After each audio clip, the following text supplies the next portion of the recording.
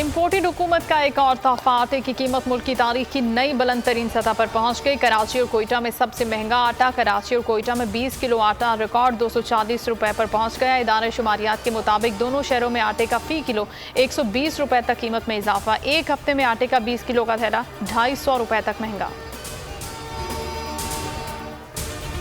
शहबाज सरकार में महंगाई कम ना हुई। मजमूई शरह 40% से नीचे ना आ सकी। 0.19% की मामूली कमी।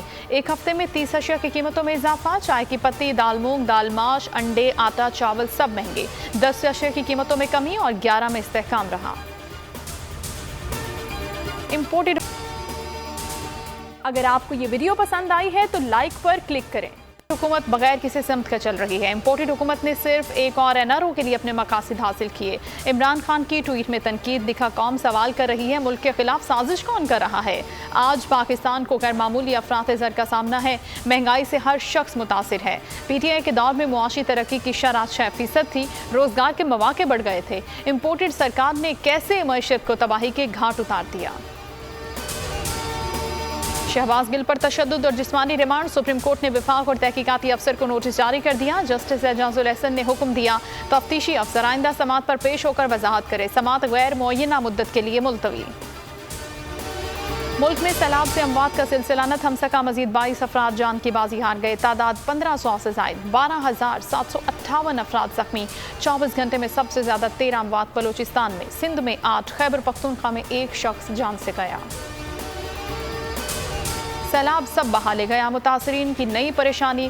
मुतासरा इलाकों में वबाई अमराज फूट पड़े। गैस्ट्रो, डायरिया, मलेरिया और दीगर बीमारियां फैलने लगी। अस्पतालों में मरीजों का रश। ठट्टा, दादू, हैदराबाद, नवाबशाह और लाड़काना समेत कई अज़ला में सूरत हाल इंतहाई अबतर। मुतासरीन पीने के साफ पानी से महरूम। बोल न्यूज़ की खबर पर सिंध हुकूमत को होश आ गया। महकमा सेहत की टीमें सालेपट की घोट, शहबाज, नूर, खोनखानी पहुँच गईं। मुतासरा इलाके में गैस्ट्रो से 13 अमवात हो चुकी हैं।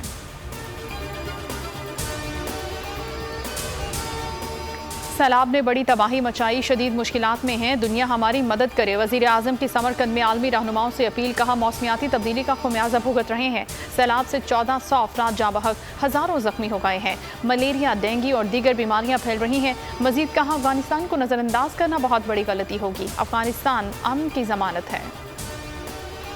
पाक फौज सैलाब मुतासरीन की मदद के लिए पेश। Naval chief admiral Amjad Niazi का सजावल और मुल्हिका इलाकों का दौरा। तर्जुमान के मुताबिक सैलाब जदगान के लिए पाक बहरिया की इमदादी कार्रवाइयों का जायजा लिया। अफसरान और जवानों से मुलाकात की, जज्बे को सराहा। पाक फजाए की भरपूर इमदादी काविशें जारी। पफवा की मदद से 2 करोड़ 83 लाख रुपए की एहतियात जमा कर लिए।